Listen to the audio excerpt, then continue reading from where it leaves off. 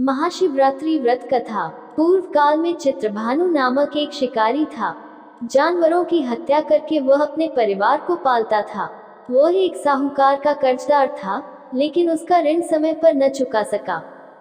क्रोधित साहूकार ने शिकारी को शिवमठ में बंदी बना लिया। संयोग से उस दिन शिवरात्रि थी। शिकारी ध्यानमग्न होकर शिव संबंधी धार्मिक बातें सुनता रहा। चतुर्दशी को उसने शिवरात्रि व्रत की कथा भी सुनी। शाम होते ही साहूकार ने उसे अपने पास बुलाया और ऋण चुकाने के विषय में बात की। शिकारी अगले दिन सारा ऋण लौटा देने का वचन देकर बंधन से छूट गया।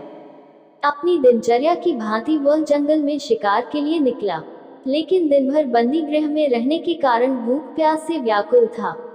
शिकार खोजता हुआ वह बहुत दूर निकल गया। जब अंधकार हो गया तो उसने विचार किया कि रात जंगल में ही बितानी पड़ेगी। वह वन में एक तालाब के किनारे एक बेल के पेड़ पर चढ़कर रात बीतने का इंतजार करने लगा।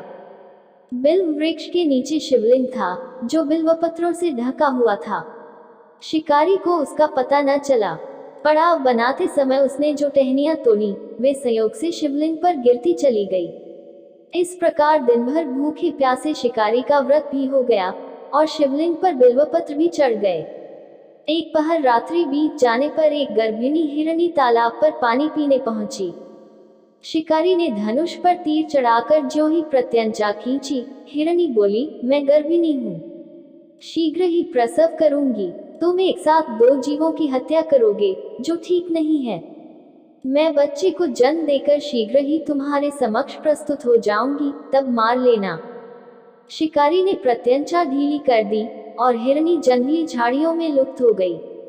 प्रत्यंचा चढ़ाने तथा ढीली करने के वक्त कुछ बिल्वपत्र अनायास ही टूटकर शिवलिंग पर गिर गए। इस प्रकार उससे अनजाने में ही प्रथम प्रहर का पूजन भी संपन्न हो गया। कुछ ही देर बाद एक और हिरनी उधर से निकली। शिकारी की प्रसन्नता का ठिकाना न रहा। समीप आने पर उसने धनुष पर बाण चढ़ाया। तब उसे देख हिरनी ने विनम्रता पूर्वक निवेदन किया, हे शिकारी, मैं थोड़ी देर पहले ऋतु से निवृत्त हुई हूँ, कामातुर विरहिणी हूँ, अपने प्रिय की खोज में भटक रही हूँ। मैं अपने पति से मिलकर शीघ्र ही तुम्हारे पास आ जाऊंगी। शिकारी ने उसे भी जाने दिया। 2 बार शिकार को खोकर उसका माथा ठनका। वह चिंता में पड़ गया। रात्रि का आखिरी पहर बीत रहा था। इस बार भी धनुष से लगकर कुछ बेलपत्र शिवलिंग पर जा गिरे तथा दूसरे प्रहर की पूजन भी संपन्न हो गई। तभी एक अन्य हिरनी अपने बच्चों के साथ उधर से निकली। शिकारी के लिए यह स्वर्णिम अवसर था। उसने धनुष पर तीर चढ़ाने में देर नहीं लगाई। वह तीर छोड़ने ही वाला था कि हिरनी बोली, हे शिकारी, मैं इन बच्चों को इनके पिता के हवाले करके लौटाऊंगी। इस समय मुझे मत मारो। शिकारी हंसा और बोला, सामने आए शिकार को छोड़ दूं, मैं ऐसा मूर्ख नहीं। इससे पहले मैं 2 बार अपना शिकार खो चुका हूँ। मेरे बच्चे भूख प्यास से व्यग्र हो रहे होंगे। उत्तर में हिरनी ने फिर कहा, जैसे तुम्हें अपने बच्चों की ममता सता रही है, ठीक वैसे ही मुझे भी। हे शिकारी, मेरा विश्वास करो, मैं इन्हें इनके पिता के पास छोड़कर तुरंत लौटने की प्रतिज्ञा करती हूँ। हिरनी का दुख भरा स्वर सुनकर शिकारी को उस पर दया आ गई। उसने उस मृगी को भी जाने दिया। शिकार के अभाव में तथा भूख प्यास से व्याकुल शिकारी अनजाने में ही बेल वृक्ष पर बैठा बेलपत्र तोड़ तोड़कर नीचे फेंकता जा रहा था। पौ फटने को हुई तो एक हष्ट-पुष्ट मृग उसी रास्ते पर आया। शिकारी ने सोच लिया कि इसका शिकार वह अवश्य करेगा। शिकारी की तनी प्रत्यंचा देखकर मृग विनीत स्वर में बोला, हे शिकारी, यदि तुमने मुझसे पूर्व आने वाली 3 मृगियों तथा छोटे छोटे बच्चों को मार डाला है, तो मुझे भी मारने में विलंब न करो, ताकि मुझे उनके वियोग में एक क्षण भी दैख न सहना पड़े। मैं उन हिरनियों का पति हूँ। यदि तुमने उन्हें जीवन दान दिया है, तो मुझे भी कुछ क्षण का जीवन देने की कृपा करो। मैं उनसे मिलकर तुम्हारे समक्ष उपस्थित हो जाऊंगा। मृग की बात सुनते ही शिकारी के सामने पूरी रात का घटनाचक्र घूम गया। उसने सारी कथा मृग को सुना दी। तब मृग ने कहा, मेरी 3 पत्नियां जिस प्रकार प्रतिज्ञाबद्ध होकर गई हैं, मेरी मृत्यु से अपने धर्म का पालन नहीं कर पाएंगी। अतः जैसे तुमने उन्हें विश्वास पात्र मानकर छोड़ा है, वैसे ही मुझे भी जाने दो।